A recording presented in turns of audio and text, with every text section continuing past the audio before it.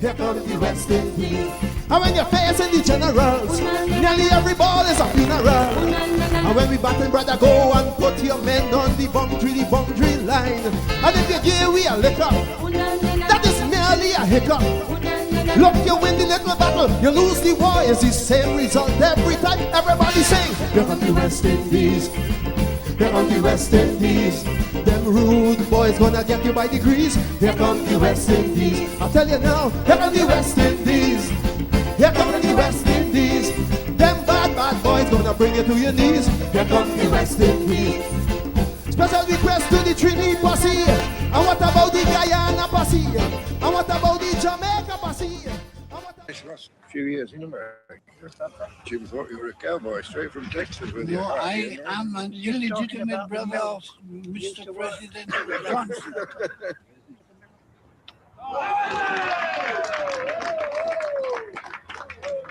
You still got the same old roller what we have when you was here. You remember the roller? We got that roller. We can only trace it back as far as 1923, and it's still running perfectly. Remember the big heavy roller? We're wondering whether that Duke down south that buys all these old cars might make us a big offer so we could buy a new one with it. What do you want to buy a new one from?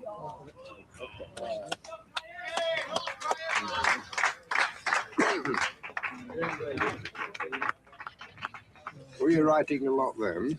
That was your main profession, writing? Writing? I used to remember you speaking on that box by the old... yes, but I used to do a lot for the Manchester Garden. A little to the left, would I describe I it? should think somewhat more than have you matured, or shall I say, mellowed since those days? I have developed. You wouldn't, I would say mellowed, like we all do. No, I mean, there's 1, 2, 3, 4. I would say 5 old chaps here, and I'm the youngest, by the way. Although I say it myself, there was a few here.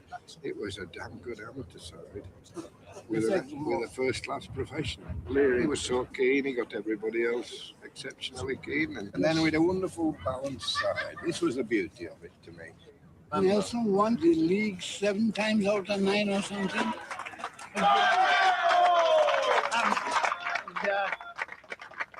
Our chairman then, Mr. Tom Morgan, I think was the first to get in touch, get the idea of getting Constantine to come here. And they went to Manchester in the first place. And from then on, there was no negotiation going on all the time until he signed in 29. When he came to Nelson, he was the only black man. There was no coloured person. Everybody looked at him whether they were cricket enthusiasts or not. And he felt it. I would say they were more inquisitive rather than... It was. And I think Leary took that the wrong way once or twice. He did. That was my honest opinion. Well, I was here in 33 and I used to come up and down, and after a time, well, nothing used to go. Oh, look at it. That was a fine stroke. Well, to say the same. Milburn's at that end. Yeah, Milburn made the stroke. There was something about the West Indian Saturday game that the English players, dominated by the county cricket mentality, had lost. What Leary did in 28, he brought that in, and he was quite at home in the one-day game. Yes, he was very much at home. Very much at home. And he was such an all-rounder, bowler, batsman, fielding. So whenever he was on the field, you had to watch him. Leary was very fast and very hostile and very sensible. If he hit somebody, he didn't stand like Truman, stick him up or knock, he went to rub it. But the next ball was just as bad, you know, he was hostile. When people like Sidney Barnes came here, there was, in addition to the game, there was what would Leary do with them and what would they do with him. It was like in a baseball game when a batsman come in and a spread pitcher is there too. That used to happen. So in addition to the general competence of the game, there was something very concerned about what he would do and what the others would do with him, because a bowler who came here wanted to get him out, and Leary knew that. Sidney Barnes is generally admitted to be the greatest bowler cricket has yet seen. I had a glimpse of him the other day in action. When Constantine came in, I looked for a duel. Constantine was not going to be drawn into playing forward. Barnes was not going to bowl short, to be hooked over the pavilion, or over pitch to be hit into the football field. Constantine also was not going to chance it, for on that turning wicket to such accurate bowling, he who chanced it was lost. Barnes bowled a slow one that might almost be called short. Constantine shaped for the forcing backstroke, but even as he raised himself for the stroke, he held his hand, and wisely. The ball popped up and turned many inches. Another ball or two, and again Barnes dropped another on the same spot. It was a sore temptation. Constantine shaped again for his stroke, his own stroke, and again he held his hand, wisely. Was this recitative suddenly to burst into the melody of fours and sixes to all parts of the field? In the years to come, it will be something to say that we have seen him.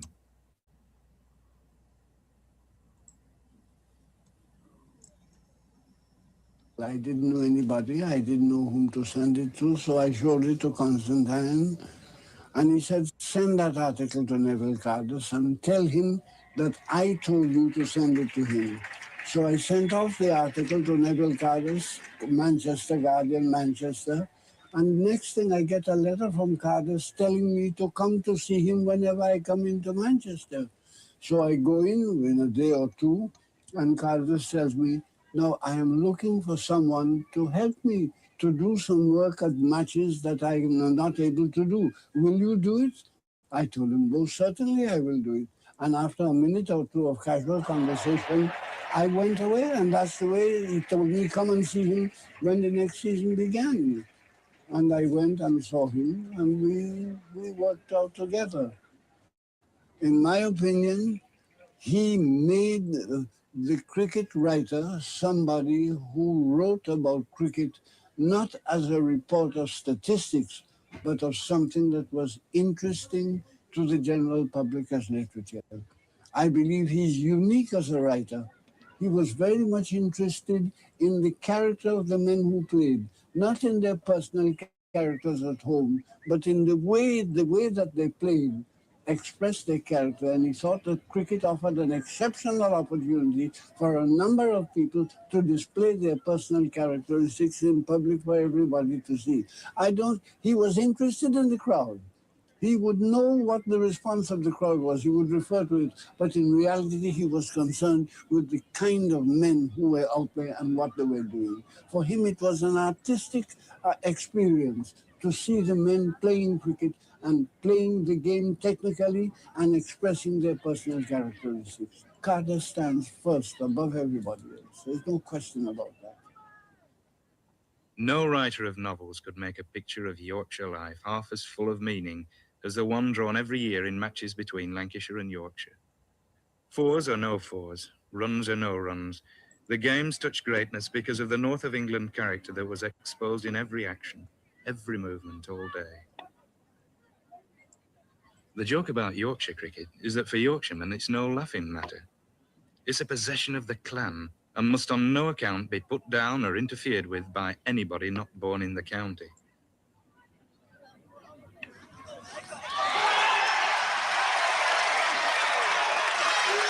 I was concerned with the crowd, with the mass of the population politically, with the result that as my political ideas developed and more I began to see that it was what people felt and not what distinguished persons were doing, that mattered. That has grown steadily in my view of the world. And I would see 30,000 people watching a match, and you could see them day after day. And by degrees, I began to see them as people who mattered, who came forth to see something. And what they came to see made me watch cricket more closely, and bit by bit I developed my ideas on the subject.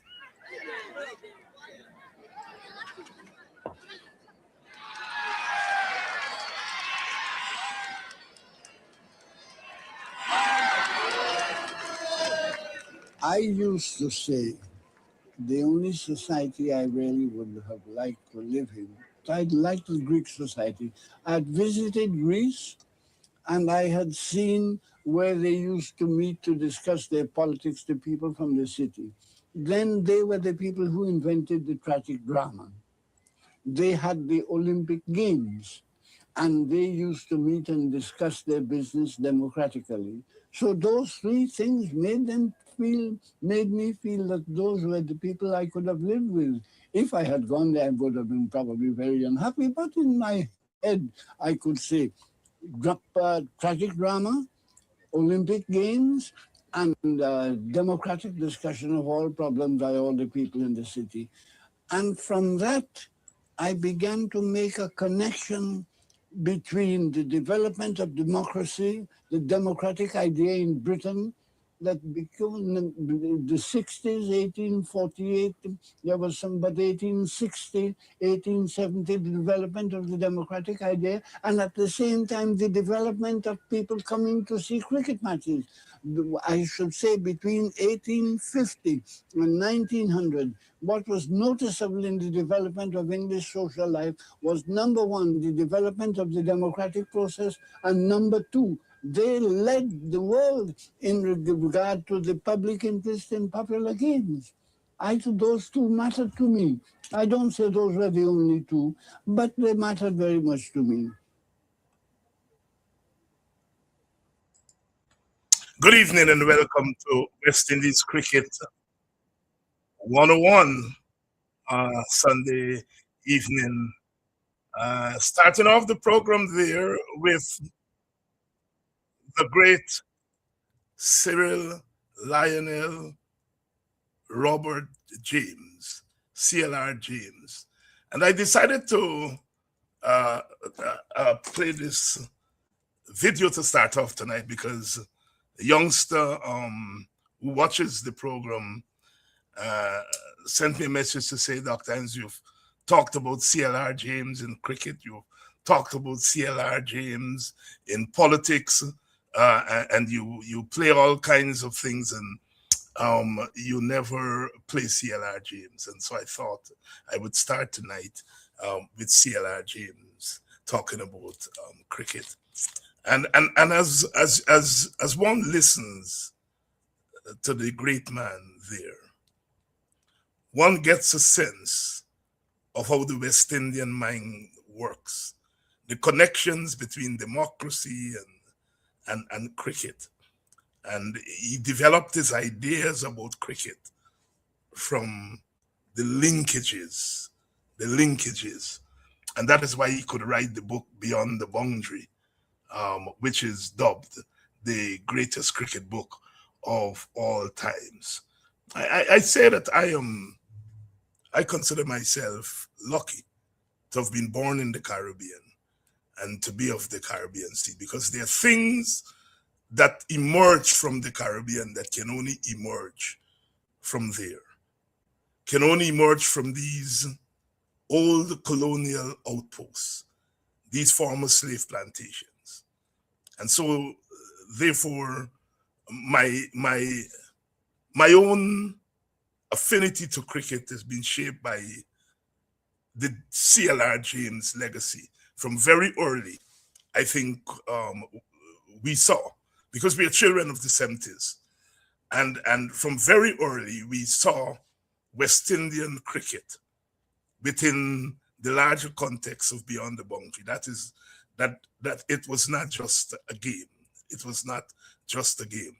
So if you're children of the 70s, you're really coming of age in a West Indies that is expressing itself to the world with a lot of authority. You're coming of age as Sobers and Kanai and Butcher and Wesall are leaving the stage and coming onto that stage are the Clive Lloyds and Roy Fredericks, Michael Olding, Gordon Greenidge, Richards. And so it was a critical juncture in our history that I think shaped our intellectual understanding of ourselves and the world that we live in. And when you link the cricket to the emergence of conscious reggae and Bob Marley, you're seeing the Caribbean in full bloom, and you're identifying with that. And so people often ask, why do you digress from politics to poetry and cricket and so on? I can't help it. Can't help it. Right? It's there in the DNA, and that is why, although we don't have hundreds of 1,000 people here on Sunday afternoon on this program, when we went off the air, so to speak, people wanted the politics 101, but the one they wanted to come back most is the cricket program. And I understand why. CLR James talking about the first West Indian cricket superstar, Larry Constantine, could bowl as fast as anyone, could hit the ball as hard as anyone, and perhaps was the best fielder of his generation.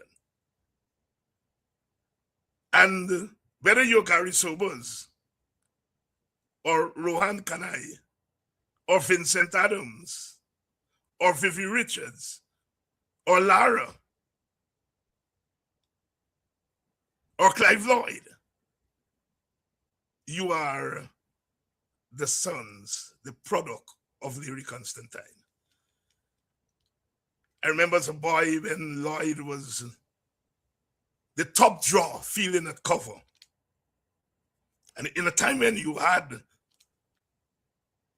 people like Colin Bland and Paul Sheehan, who were great fielders, but Clive was a notch above all of them. And I remember the older men in the village, Rugom and them, would say, when they saw him move, they said, "That's Constantine. You get that from Constantine." And so we were introduced to Larry Constantine as a great fielder. Later on, we would learn that he was a great batsman and a great bowler, the complete all-rounder that Sobers took to another level, to another level, and nobody has gotten there yet. And CLR James and Larry Constantine were friends. In fact, it was Constantine that sent for James to go to England.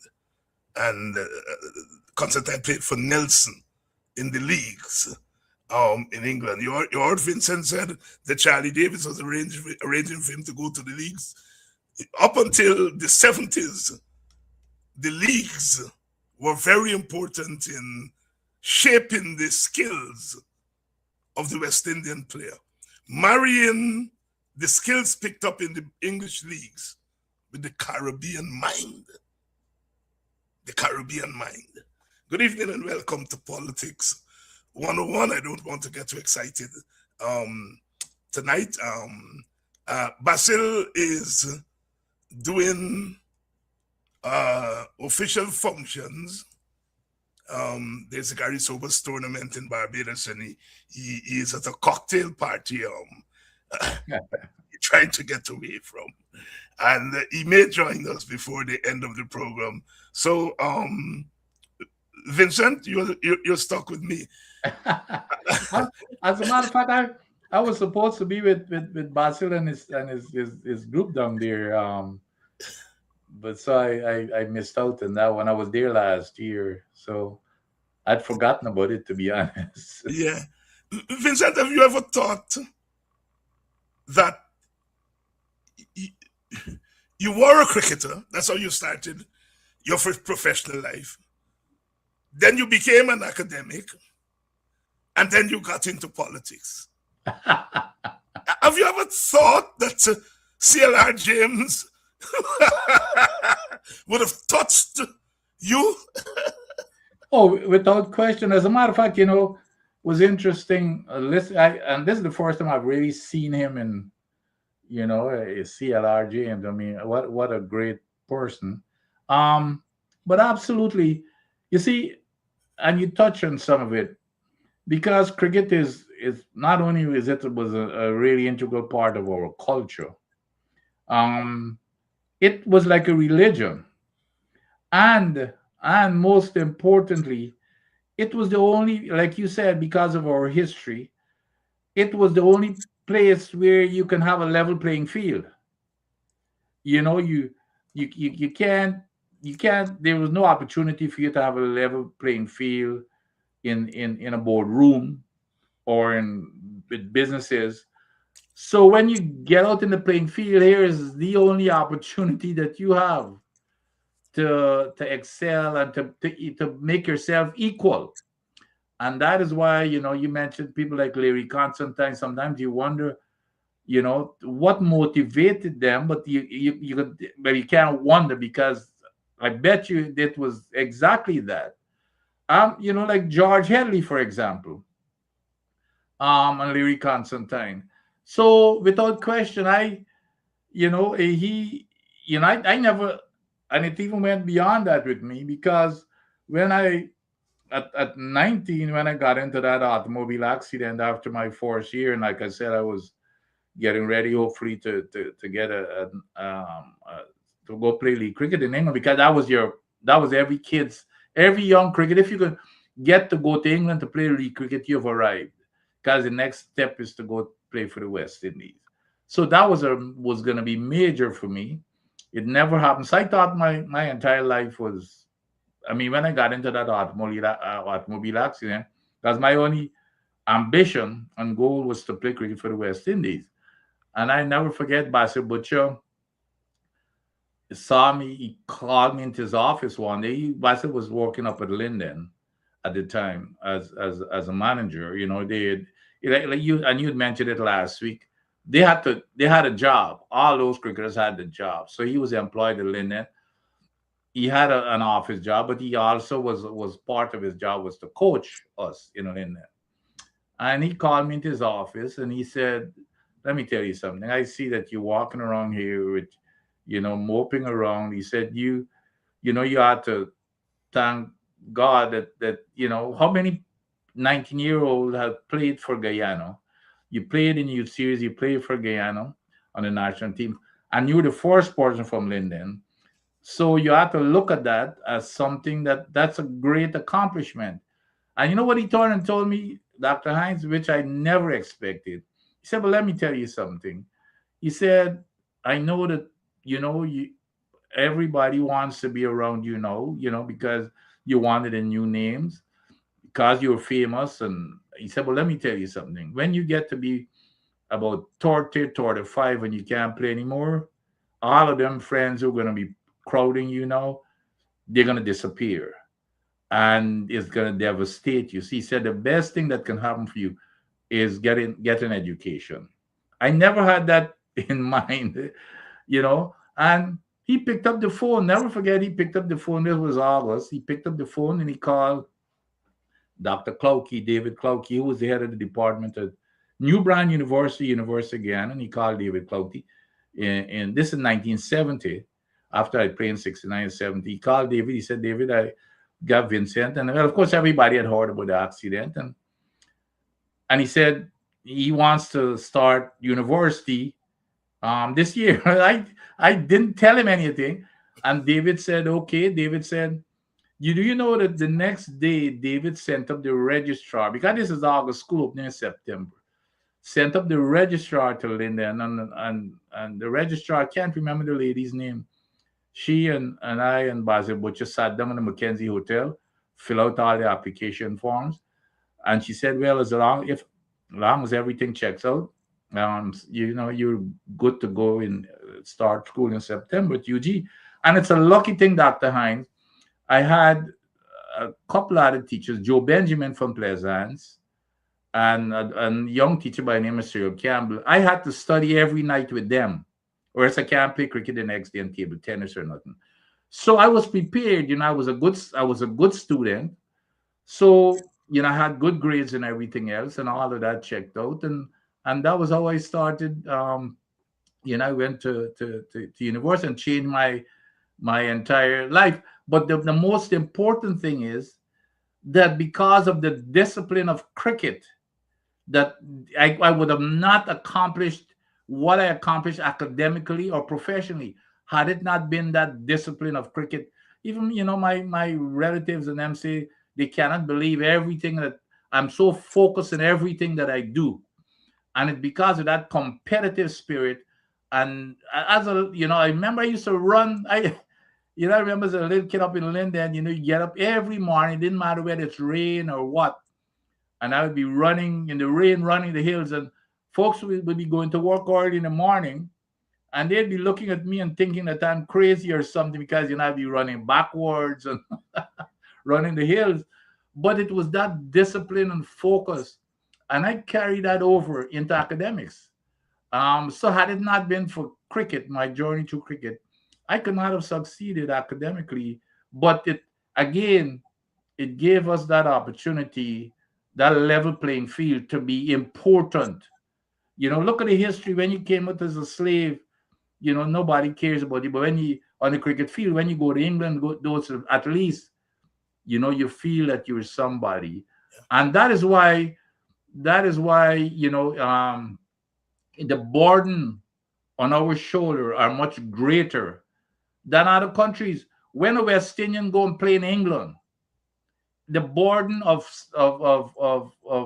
them making sure, because they know that they're playing for all of the West Indians that are in England. Even when we went to South Africa, remember the very first tour to South Africa, I like to call it the Nelson Mandela Tour. Do you know that we had more supporters in South Africa than the South African team? And the black South African came out in droves to see the West Indies team. They didn't come out to see the South African team. So those are the kinds of things, it makes you feel proud when you could perform. So it's a big motivation. So it's it without question, not beyond the boundary. It has a very significant meaning. Dr. Vincent Adams, former Guyanese cricketer, academic and environmentalist and political activist in the tradition of the West Indian, in the tradition of the radical West Indian tradition. But just to add quickly, Dr. But the other thing that it did, it instilled, and I don't know if it's because I was an opening batsman or what, and if you notice athletes, it instilled a fearlessness in you. You're not scared of anything or scared of anybody. You've got that confidence in yourself, and it's that extra, that extra whatever it is that gives you that drive to say, hey, you know what, you've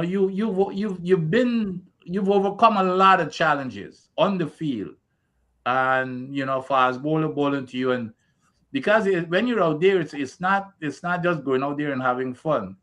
It takes a lot of physical and mental skills that we can see with especially with the younger players. So it gives you that extra, besides the competitiveness, which is very important. Because if you're competitive, you're going to be competitive in any area of your life. Mm-hmm. But it gives you that also, that fearlessness of not, but and the discipline to even the discipline to be disciplined, even in your the way you behave. For example, a lot of times I played with a lot of cricketers that we call them hot-headed and initially, and then after a while playing the game and then they change and become totally different people. After a few years in their career, we've seen it happen with players. But you learn also. You learn from that game as to how to develop yourself as a man. As a man, and the centrality of cricket. They were reminding me the other day that when I was a schoolboy, I couldn't make the school team, but I would be everywhere with the team, and I became a commentator. Me and my friend Bacchus, we couldn't make the team.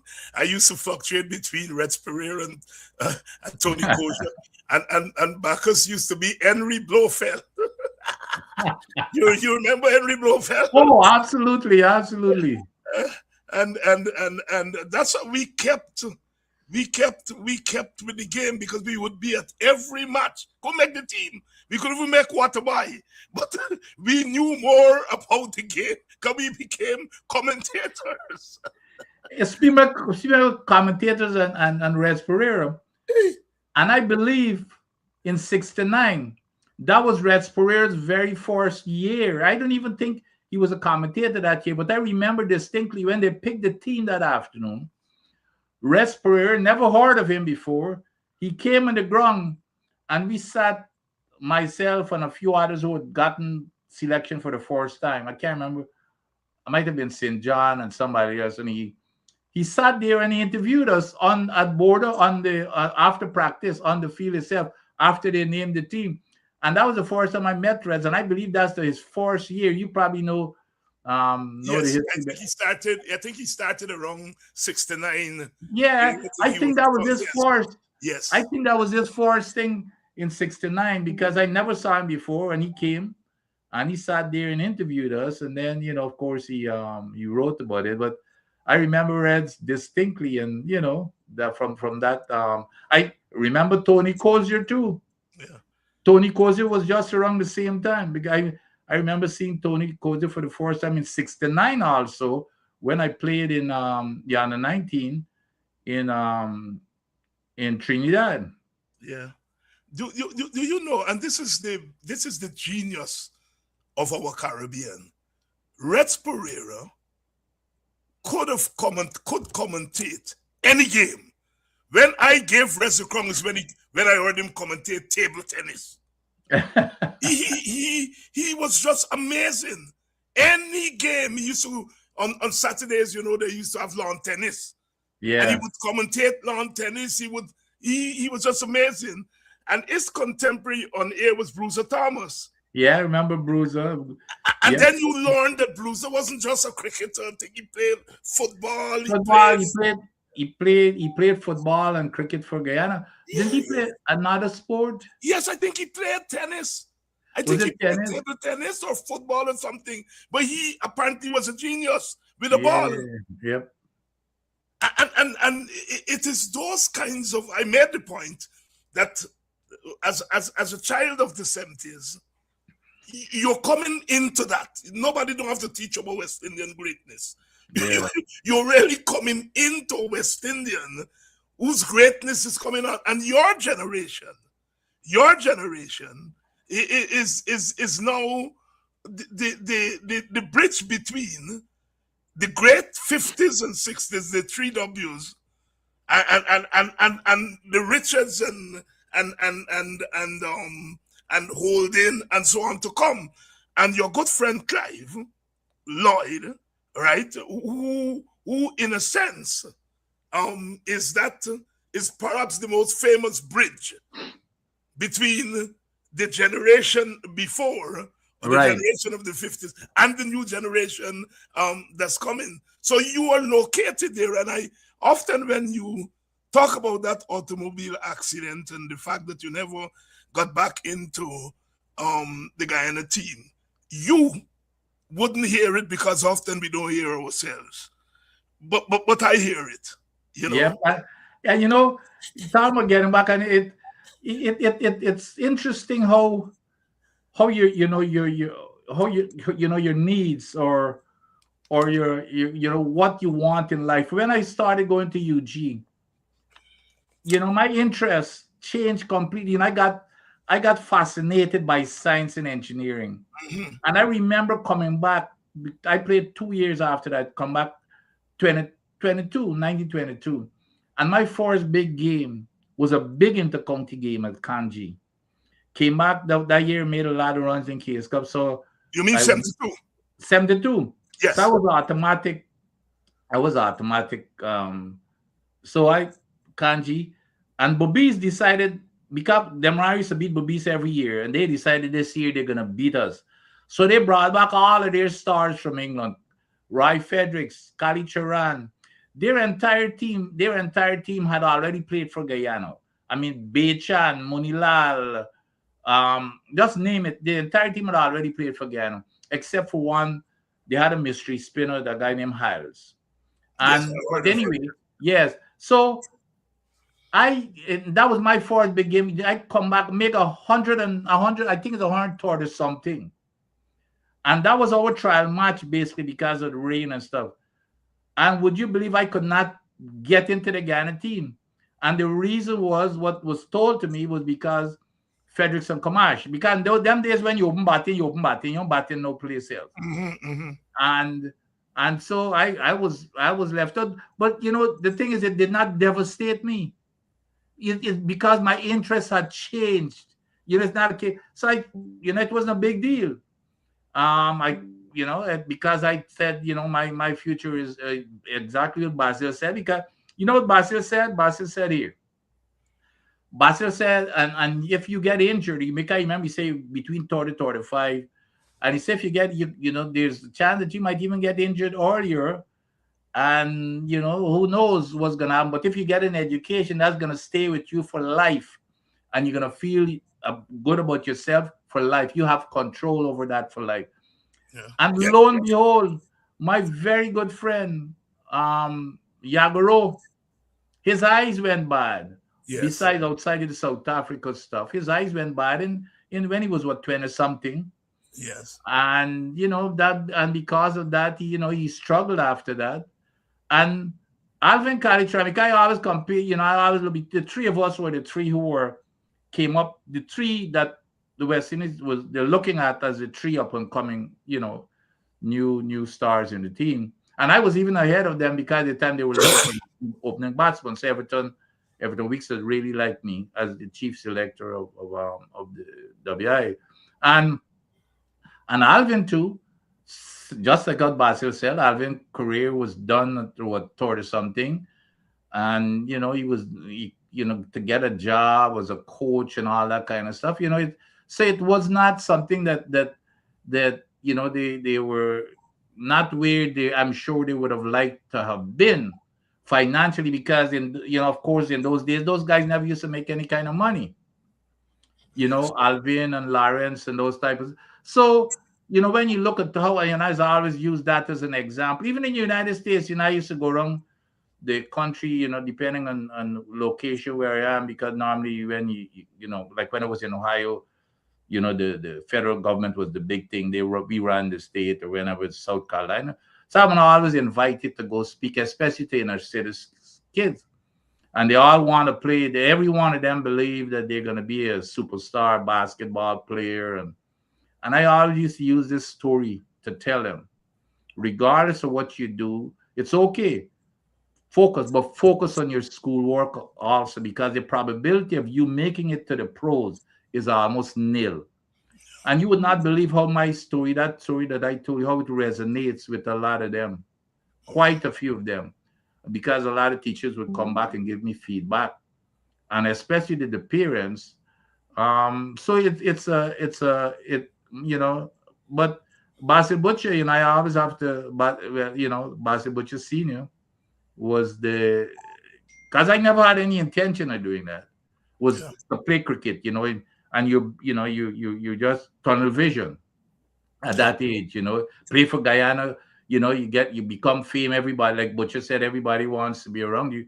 But he told me about the reality of, as to where I could end up. And here I am. Dr. Vincent Adams here tonight. Basil Butcher Jr.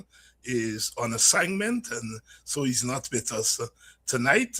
Of course, we are winding our way through the ages. We started with C.L.R. James and Larry Constantine, and coming through and trying to situate our conversation within the paradigm set down by C.L.R. James and people like Sir Hilary Beckles and Tim Hector, the intellectuals of our cricket in the 1980s and 90s, taking James's thesis to another level, beyond a boundary, that to understand the cricket and to understand West Indian cricket, you have to understand the West Indian society beyond the boundary.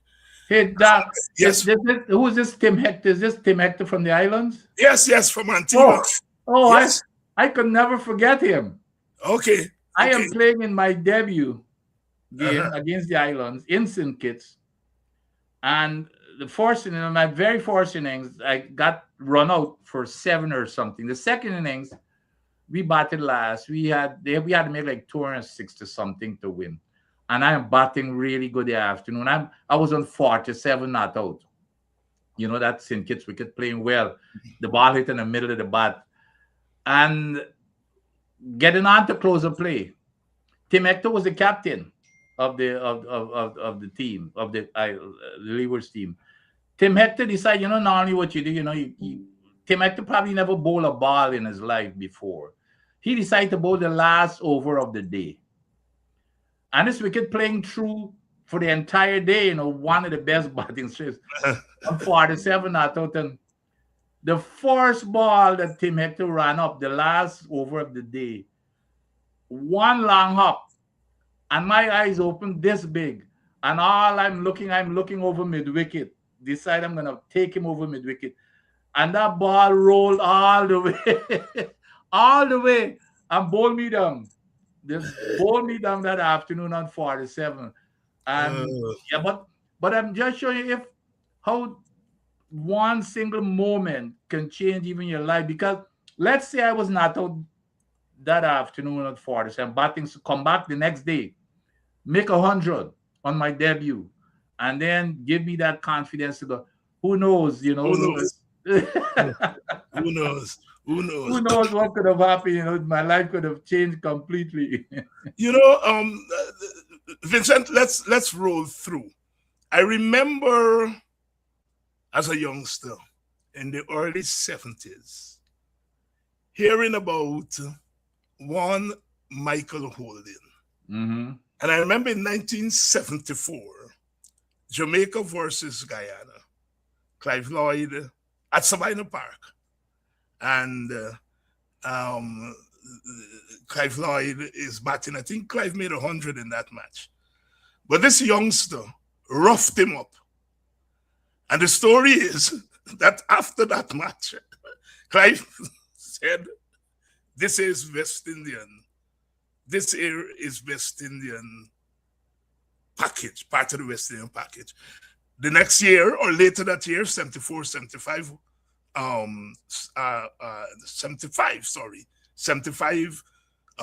76, Lloyd picks Holding to go to Australia. Didn't play very much first-class cricket before that. In fact, I later on would learn that he made a choice between going to UWE and playing cricket. Fast forward to I think it's the 2000s. A youngster from Barbados, Fidel Edwards, is bowling in the nets to the great Brian Lara. Yeah. Apparently roughed Lara up. And next thing you know, Lara said, this is West Indies material. I think Fidel may not even play the match of Barbados. Yeah. And he got into the West Indies team. He ended his career with 160-something test match wickets. And we come to today. Yesterday at the National Stadium, I think we saw West Indies cricket in motion. I've spoken on my politics program of what I call the Black Caribbean prophetic tradition. The ability to forecast and to get beyond the history, what C.L.R. James himself called the future in the present. And that if you're in a slave plantation, and even come down later on in the barrack yard, you are constantly imagining what life is beyond that slave plantation. You have to, every day of your life, because you want to get out there. And so when I talk about the Black prophetic tradition, I am not claiming any biological prowess on the part of Black people or Caribbean people. I am merely saying, given our history, we are constantly looking beyond the boundary. And so, therefore, I understand Nikita Miller spot this young, vital laws somewhere in St. Catherine, Jamaica, the place where Collie Smith was born. And the young timers may not know of Collie Smith, but you old timers would know of Collie Smith. And when you talk about Gary Sobers, I grew up as a little boy, and people were even saying, them big men were even saying Collie Smith is better than Sobers. Yeah. Yeah. And here, apparently, Nikita saw this youngster from St. Catherine, Jamaica, doing something that West Indians don't normally do. Part of the craft of cricket, bowling with the wrist. And he plucked that little boy. He is 19. He has never played for Jamaica, never played a senior cup match, never played any international match, ODI, T20, first class. And he took the field at Border yesterday. The numbers will show 3 for 54 from 10 overs. But like most West Indians, we look beyond the numbers and we look at the significance of that moment. As someone who played cricket, put that moment yesterday in context. Yes, and by the way, I saw him in which we played in the, was it on the 19 World Cup? And yes, in the 19 World Cup. And what I like about him, I think is very energetic, and he seems to be very loose in a positive sense. You know, he's not kind of worried. He's always with this energy. But you know, I think you know, I guess we got to give the selector some credit here, in spotting this talent. But I think we got to be careful not to overhype him. He's young, and what he's bowling there, it's probably the hardest thing to do, to bowl that back of the arm, and it's not many like him. And you see, the other thing is then the game within the game, he's short, and that means if you're short, especially going on the back, you got to go a little bit higher, and those guys are going to try and figure him out. And if you notice yesterday again, how one moment can change. If you notice, the first 3 deliveries he bowled were all 3 long hops. Yes. And if, let's say, that first delivery that he bowled, that guy had got in and hit him over the wicket for 6, who knows how that would have impacted him as a bowler. So we got to be careful and be, you know, in terms of talking to him, because what they're going to do, and especially this wicket was turning yesterday. So that's where he was making, because it was turning quite a bit. And when he's going to get on a wicket that is not turning, it's not going to be that easy, because I think that was where... Oh, we're going to get to that, Vincent. I want you to step back a little. Yeah. I'm talking here about the act of plucking someone... Oh, without question. Nowhere. And you know, and I've seen it happen where you just look, even in, I remember, even in Mackenzie with Case Cup, I remember I picked up with a couple of people that got Basil Butcher used to have people just come to bowl at him in the nets. And I remember, I can't remember the name, but I could remember that Butch picked at least a couple of bowlers playing for Mackenzie without, as a matter of fact, that same Cameron. I remember Cameron. You remember Police Cameron? Keith Cameron. Yes. Keith Cameron had, I think he used to live on the coast or something. He was a Barbician. He lived in Buxton for a little while because he had family in Buxton. So when he came from Barbados to play cricket for police. No. He didn't go. He didn't play cricket for. When he came up to Linden. That's where he started. That he came up as a police to Linden. And then he came to the Nets with Yes. us. So he started playing for us. Yeah, but you then asked where he's from, so I'm telling you he's from Berbice. Yes. But when he was stationed in Georgetown, he would stay in Buxton by his family. So we knew him. So he's a Barbician because you said somewhere on the coast. The coast is Buxton, where he had family. I for some reason I thought he was from the coast, Buxton. You remember he used to play Case Cup for Berbice? Case Cup? Yes, not Case Cup. Jones Cup. Oh yeah. Well, what happened? And I remember him. So when he came out to the Nets, because he was a police officer then, Butcher immediately spotted him and played him in the Mackenzie Case Cup team. So that was when. So what happened was when Norman McLean and them, saw him, because Norman used to run police cricket, and that was when they moved him back. And he started playing. He came back to Georgia and started playing for police. Police, yes. And then of course he made the Berbice team. But again, it's that kind of thing. They don't come too often. But what do you have talked to people like Butcher and them? What is it you look for, and that you see in the green dunks that you don't normally see? What is it? You have to have that kind of an instinct. I remember in 1968 when we played in Barbados on the youth series. Lawrence Rowe did not play in the 66, which was the first tournament.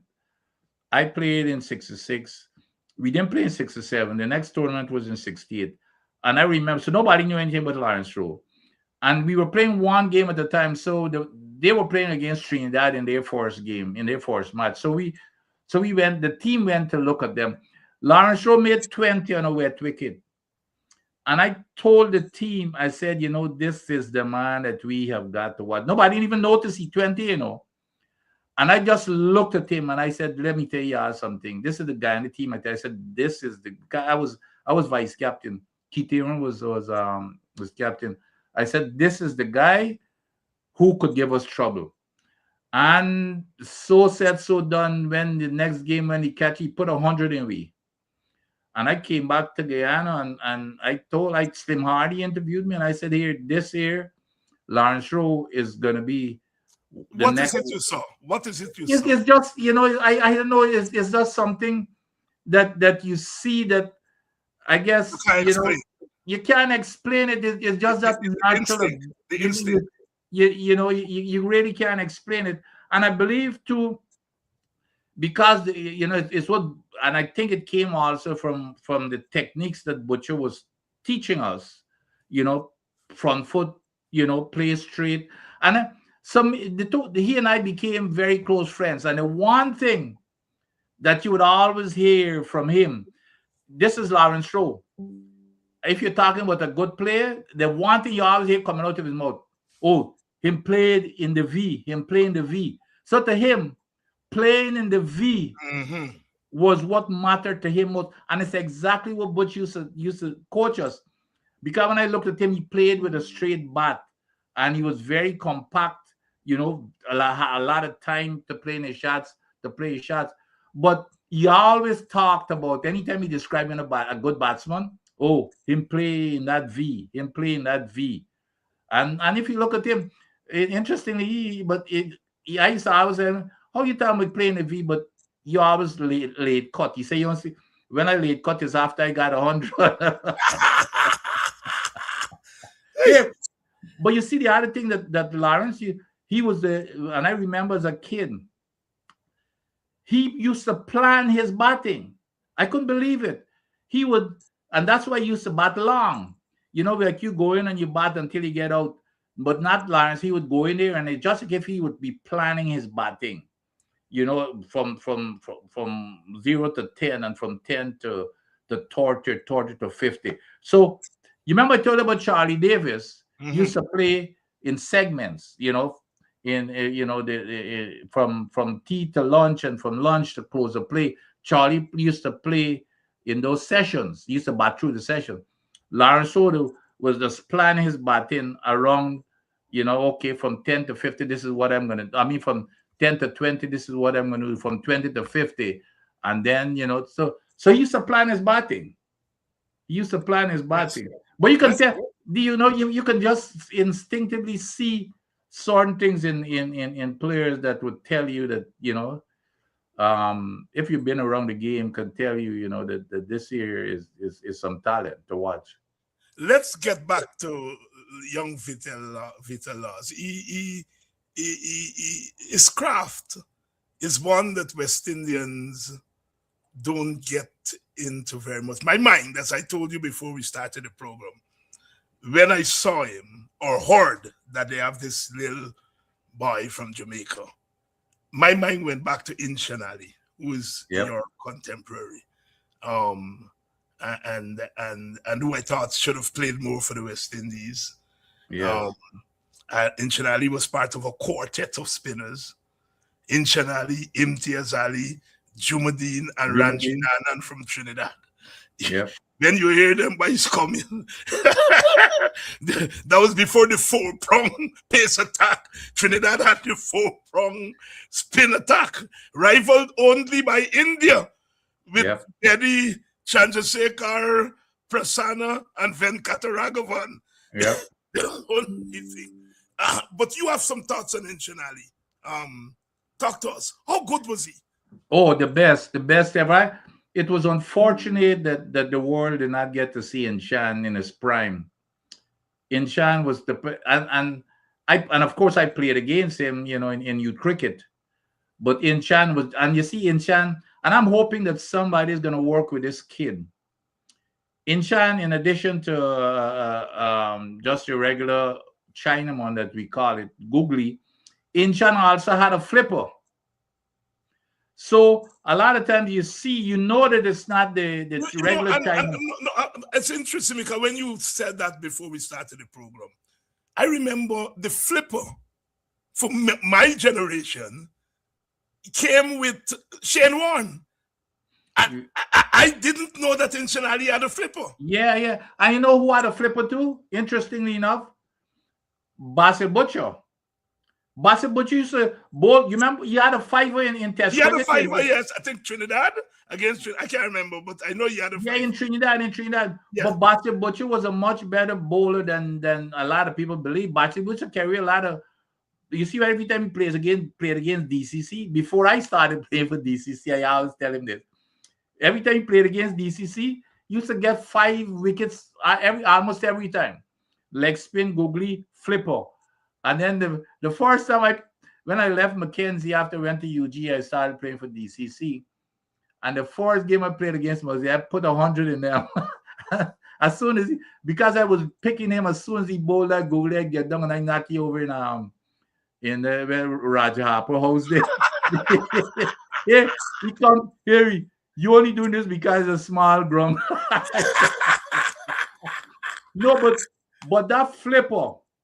I think if they can work with him with that flipper, because we'll go back to Inshan Ali. Inshan Ali was, that guy was so talented, and I think, but there were some other kind of issues with him. But what you were telling us what made him special? You talk about the flipper. Yes. He had a lot of control. Good. And the other thing, he's had a lot of confidence. He was very cocky. He would. I remember one time he had Stephen Commercial board. I can't remember which year it was, and he had Stephen in all kind of trouble. And Stephen is a very good technically correct. Technical. And he confused Stephen until Stephen still yelled Stephen, and he just chased Stephen. He just chased. Now Stephen was a test player at the time. Inshan, was getting a couple of games with him, but Inshan, just chase him. But that's how he was. He was the best, as far as I was concerned, the best back of the arm bowler that we've ever had. Gary used to bowl back of the arm. But you take it out the mouth because Gary just about but not compared. And then from the right hand side, of course, we had, who was another dangerous bowler was Willie Rodriguez. That's when he Because- catch up on a damn wickety. Oh, and you see the thing about Willie used to, you don't know what's coming because he used to bowl fast. He was very quick, and you get your langer. But if he pitching on his day, oh geez, he would carry any team if he pitching. But Cincinnati was in my opinion the best. And I wish that the world had seen a lot of him around cricket. No, So you said you used to pick him Yeah, from his hand. yeah. How you did it? Well, and any back of the arm bowler, any back, I don't care who they are. The regular leg spin, you see this little finger. With the because remember, to get that googly, the ball got to spin in the other direction, which means it got to roll. You always see the back here. Always see the back here. You always it has to roll. And if you notice yesterday, as a matter of fact, they had excellent show, split screen.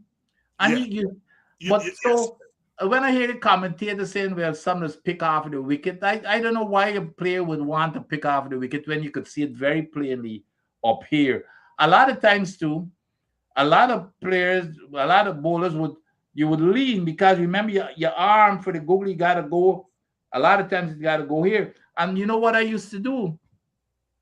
And the worst thing you can do to a bowler is to, especially the back of the arm, is to let them know that you're picking them. So when I played against people like Cornelius and them, as soon as they bowl the googly, I go down the track and I drive them. And when you can do that, they say, well, okay, because that means that their danger ball is out of the picture anymore. And you wouldn't believe how that would confuse them. But Vincent, you are a front foot player. Yes, very front foot. Is it not imperative that you pick it out of the hand? If they got some people play deep in the crease, couldn't it be that if you play deep in your crease, you can take the chance to read them off the wicket? Nah, because and that's what I see a lot of players do, because you see the thing is, if you know where it's gonna go, then you're in a better you're with a much better position. Because a lot of times I see these players nowadays, they step back in their wicket, and if that ball, and that's why you see this, if he can get a flipper, the one that goes straight on, because it's flipper and it's more skiddy. It doesn't, because remember, it's not really spinning. Mm-hmm. So, and when it's spinning, it grips. With the flipper, it's more like skid on. And front foot was all. Of course, I don't know what would have happened. A lot of front foot players in the past, I don't know if they would have survived today, because the old trick in front foot players, the great for you play down the line, and your pad is always a second defense. You never used to get LBWs. If you push out, we were taught that. Push out. But Vincent Mears used to read in Shannon. Vincent Mears, he was a front foot player, as short as he was. Vincent had probably some stretch as far as anybody else, but he did not used to pick nothing.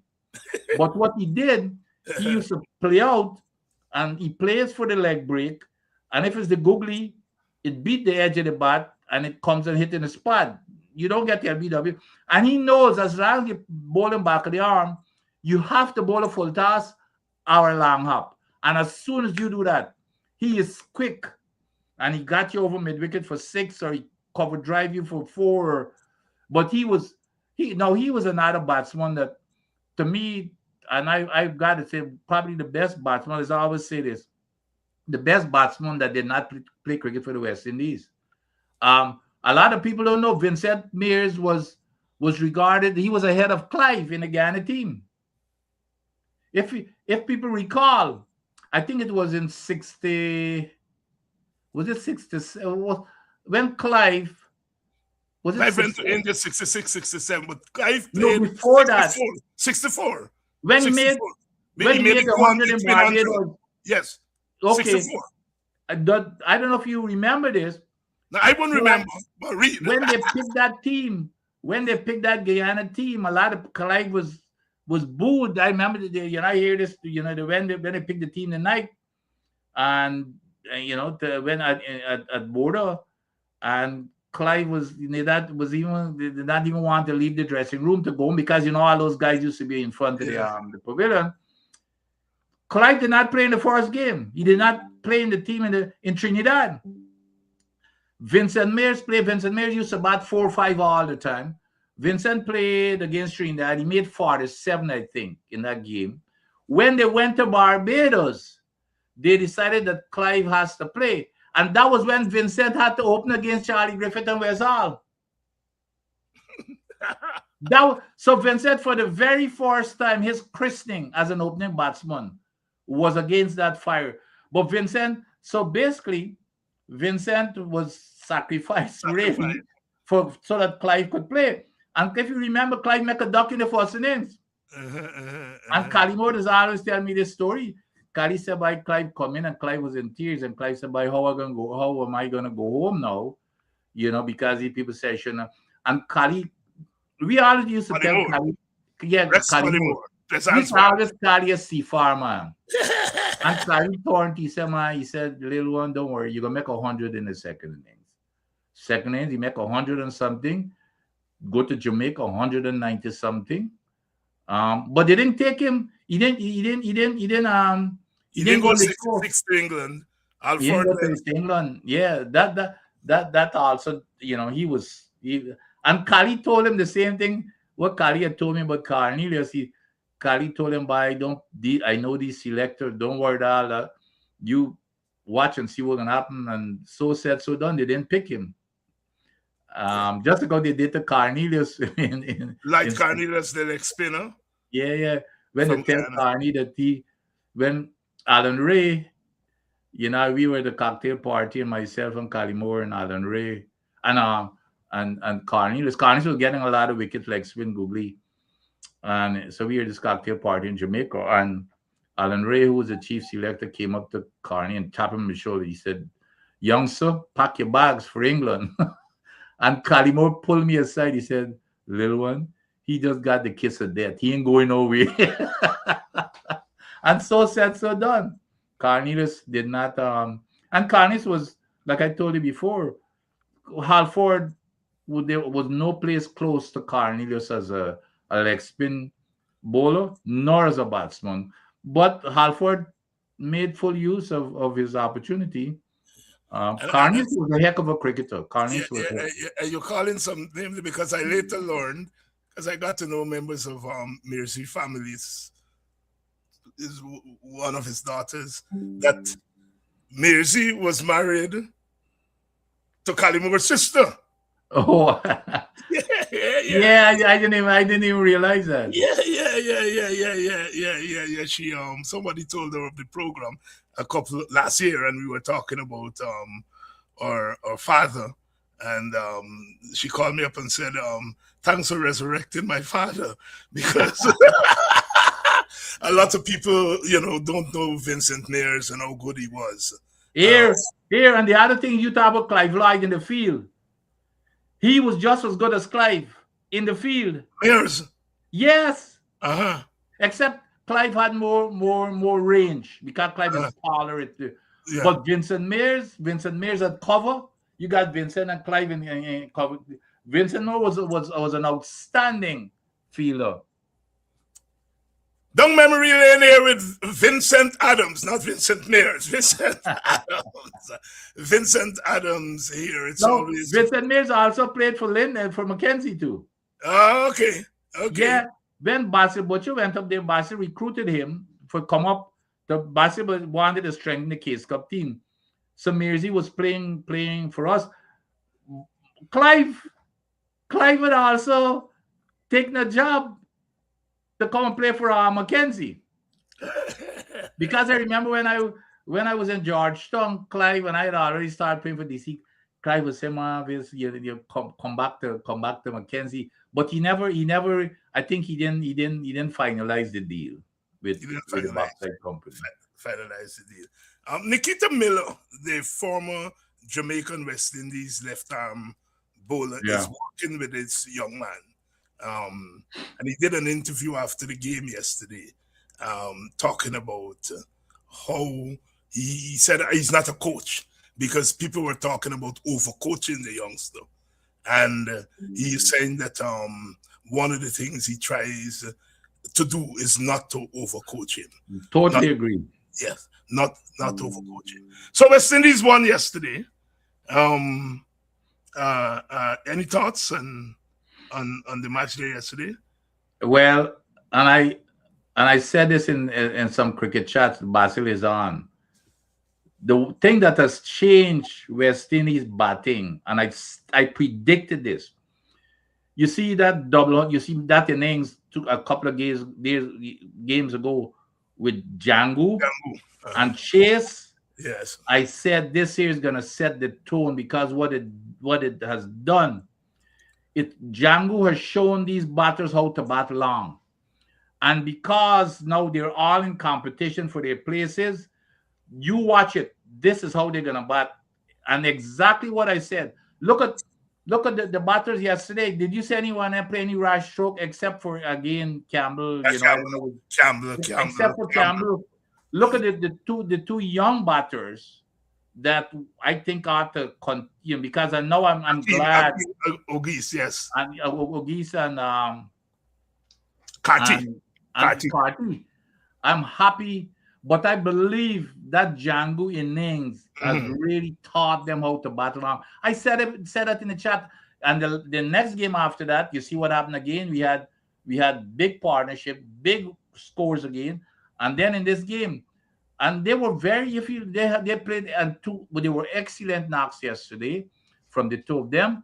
And I believe that same Django batting is gonna make set the tone for some good batting. They reduced New Zealand to 54 runs, I think, in the last 10 overs. And that's an area of West Indies cricket that they've suffered from. They just couldn't get it right at the death. And yesterday they did with Alzari Joseph coming good with 4. And of course, the young man also bowled 3 of his overs in the death. And I think that made a difference. That made a difference in the outcome of the match. The fact that we were able to restrict them. Yeah, to because we barely pull it out. We came right down to the last over. Yes, almost the last over. So, but Doc, I'm telling you, and this Hope guy, he is just in terms of batting, he's way ahead of everybody in the West Indies, of course. But that guy he's so indispensable to this team that the guy is just an outstanding. He's a world-class batsman. Yeah, and he the interesting thing is that when they talk about Babar Azam and the others who are world-class, his name doesn't get mentioned. But he's as good as they are. The numbers, at least in one-day cricket, and he's getting better in Test cricket.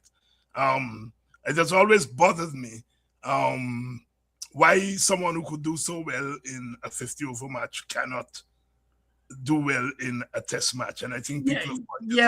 But Doc, I always, I hear that argument. But I always tell people, I don't care. You see, the thing is with West Indies, as soon as you feel there's some batsmen, you got to let them go. Everybody has a bat, but you cannot tell me that this young kid in his debut in England, he made 100 in both innings, 1,200. Yeah. You can't tell me he cannot bat. Making a 1,200, I think it's a Trent-Bridge. Trent-Bridge, yes. His very first Test match. You can't tell me he cannot bat. That's somebody that immediately it would have been hell for me to remove him out of that team. And Trent-Bridge is not an easy place. No. So every time everybody bring up, well, he's not making, well, because those are the kind of people that you need to say you got to stick with them. You have to give them a good run. Because you cannot go to England your first tour, your first Test match, and make 100 in both innings, and tell me that you do not have the talent to be a batsman. And so I believe it wasn't really, because you see the things when you see you drop somebody they lose confidence. And when you get to that level, confidence becomes 90% of your batting. Right. So when you And lose that confidence, now you're looking over your shoulder, you're afraid to go out there and make run. If you know he's playing freely now because he knows he's got that confidence, he doesn't have to worry about his place, and it makes a huge difference. Jason Holder made it official. He has retired from ODIs. He wants to get back into the test team. I suppose his countryman, Mr. Roach, is keeping him on the bench. Well, it's now, and you see that it's going to be tough because if you play, you cannot play Roach and Holder at the same time. But that's what I'm saying. Yeah. And play the other all Well, the rounder. other three are settled. The other Three. three are settled. They've 3 fast bowlers. I mean, the two. That's right. And Joseph then especially and Greaves. Spears.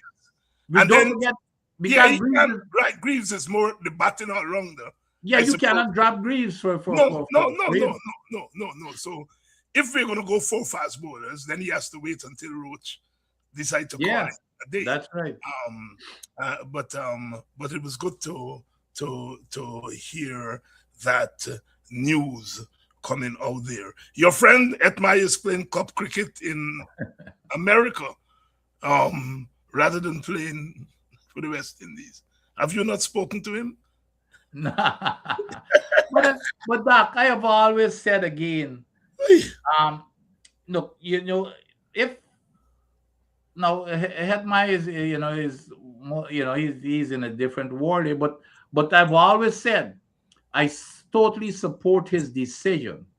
If his decision is to make money, Doc, like you remember what Butcher told me, when your cricket career is done.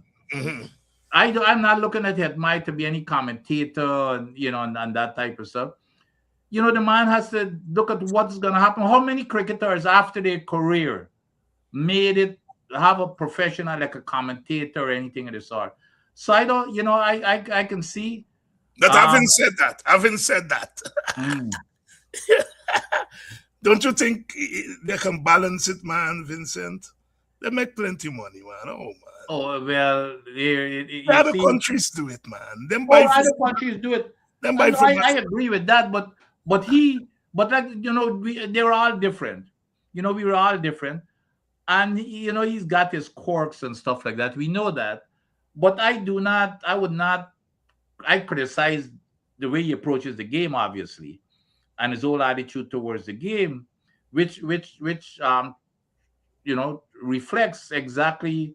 This thing about he you see some of us play we are loyal. You got this loyalty stuff for your country. We got the pride you want to play for your country. I think he has shed all of that now. And it's not only it's not only Hetmai, you got to look at people like Pooran also. Yeah, well, yes. I mean, I only feel that might because we love him. He's we buy him hard. But Pooran, Pooran wasn't he? Yeah. You heard what Gavaskar said about Pooran? Yeah. You heard what Gavaskar said about Pooran when he failed in the IPL earlier this year? He didn't have a good IPL, and Gavaskar said his payback for his disloyalty to West Indies that made him. but Doc, but this here is not news to me. When I was in Guyana at the EPL, I never forget because I got a call from a friend of mine, a person who was involved in picking the team, and when they picked the team, I can't remember which. This had to be in 2019 around that time. And you know what he told me? He said, people were saying, "Well, Pooran is." He said Pooran told him and the other select, he said he had no interest in really playing cricket, test cricket for the West Indies. When he, what was his words?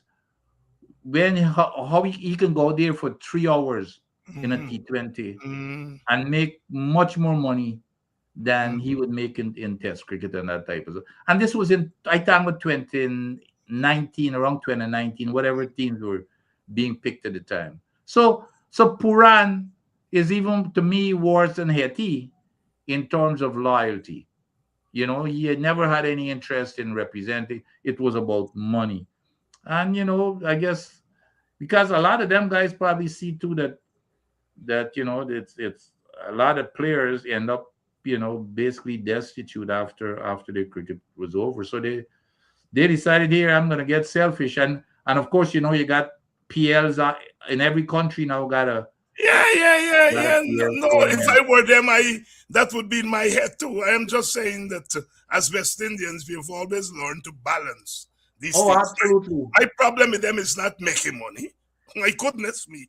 My And it's problem is balancing the individual with the nation. absolutely. The And nation, well, creating like you the- said, beyond the boundary. yes. Beyond the boundary. Yes. It's about balancing it.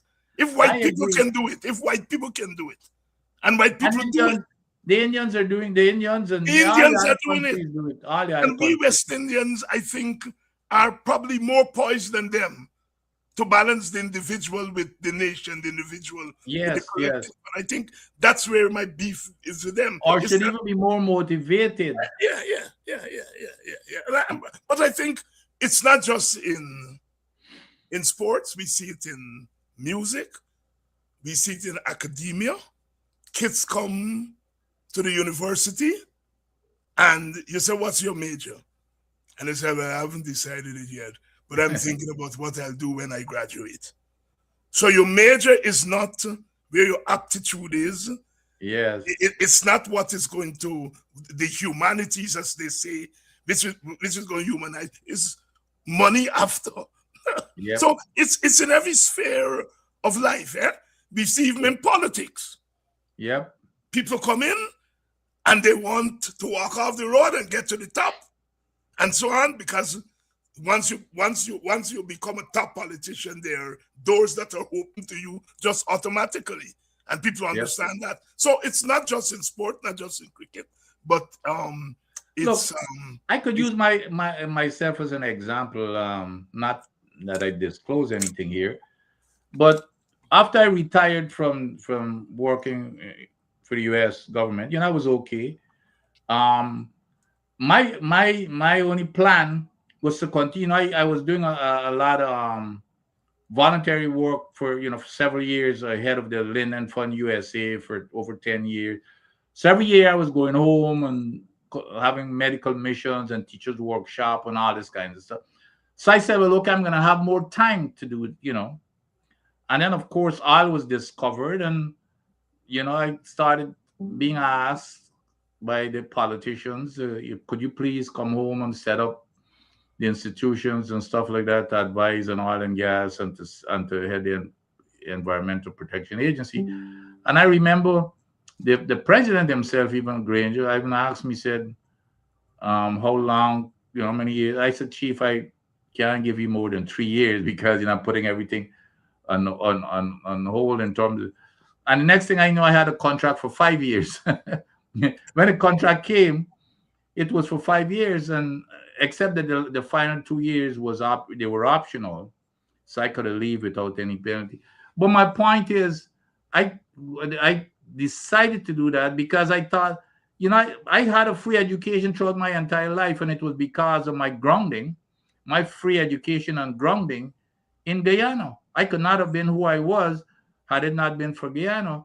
And I just decided that I had to do what I was going to be doing. And it wasn't about money, because I never negotiated any salary or anything. I said, well, whatever others are paying at my level, that's all I expect. I don't want any special salaries, Dr. Vincent Adams here tonight. Basil Butcher Jr. is on assignment in Barbados, and he will be back next week. God's Spirit. Tomorrow is the second ODI at the stadium, and every time I watch cricket at the stadium, I sigh, maybe shed a tear, because I still think that our country owes it to Border to restore that ground. Totally agree. You can two better than one. We're spending money to build big stadiums all around Guyana. Praise God. Thank God. Border is history and culture.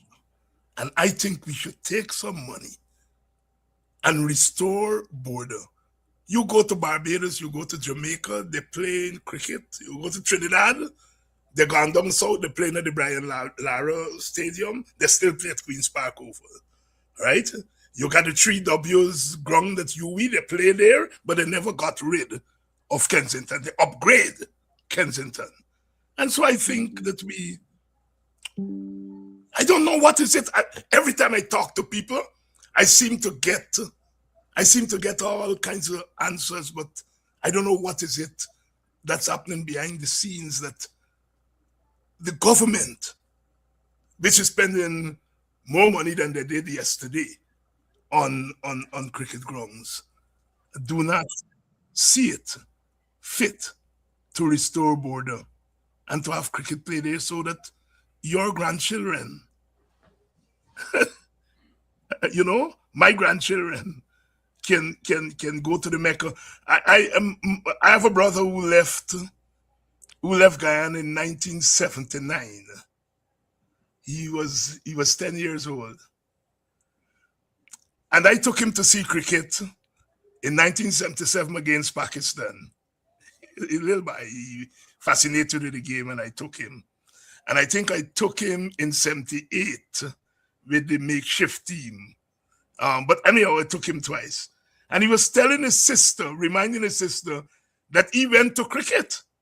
And she said, Brian, you couldn't, you left Guyana 10 years old. What cricket? And he told her he went twice to cricket. They eventually called me. I said, yes. Then he said, I took Brian to see his first test match in 1977 against Pakistan. And the second match was when the rebel team, Pakistan team, had come, and they had a big throwdown at border with they stopped the game and so on. But he remembered as an 8-year-old that he went, and he remembered border. There are lots of things he don't remember about Guyana because he left there when he was 10 years old. But he remember he went to cricket at border when he was an 8-year-old. There was a plan, and I think I can't remember, but anytime you talk to Clive, I can't remember that put it on a blueprint, but Clive he was also very frustrated. They had a plan to expand border to take in GFC and to take in the mall. The mall was going to be like the mall across the trench. Yes, I'd heard of that plan. All of that was Clive's vision. You remember at one time he was working for the government of Yes, Guyana. I remember. So all of that was in his vision, was to take in GFC. I can't remember if I think they even had a blueprint for the darn thing, but politics.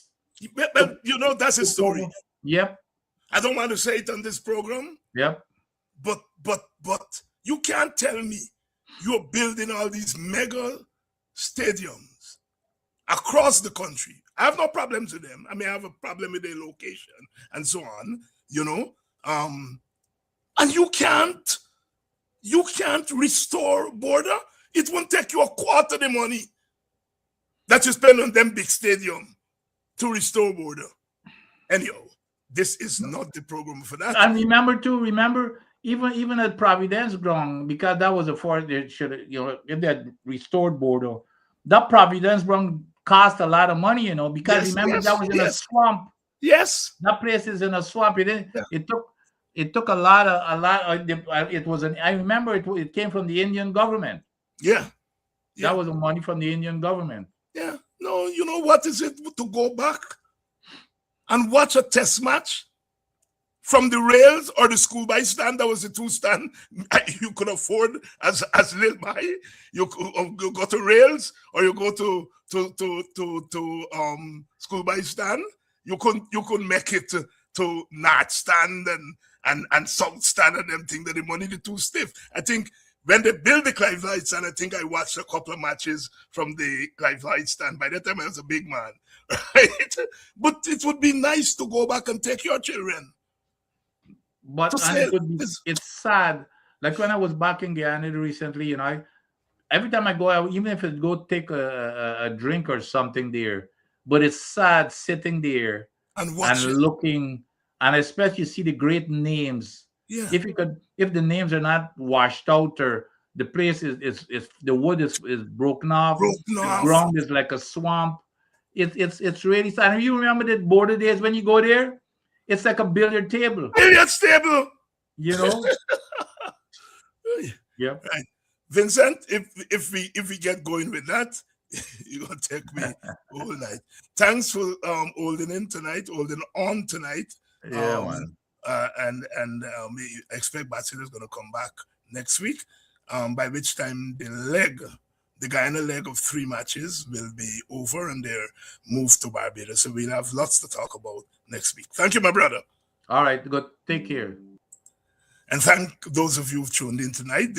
The crowd has grown, as they said, as the program went on. I'll see you all next week when we come back for another edition of West Indies Cricket 101. I want you all to think about that border thing, man. I mean, why are we so cruel to our heritage? Border is not just a place that cricketers will remember. It's also those of us beyond the boundary. Not just those of us who went into the stand, but you all remember the board men? Oh, yeah. Rude boys gonna get you by degrees. Here comes the West Indies. And when you're facing the generals, nearly every ball is a funeral. And when we batting, brother, go and put your men on the boundary line. And if you give we a liquor, that is merely a hiccup. Look, you win the little battle, you lose the war. It's the same result every time. Everybody sing. Here comes the West Indies. Here come the West Indies. Them rude boys gonna get you by degrees. Here come the West Indies. I tell you now, here come the West Indies. Here come the West Indies. Them bad boys gonna bring you to your knees. Here come the West Indies. Special request to the Trinity posse.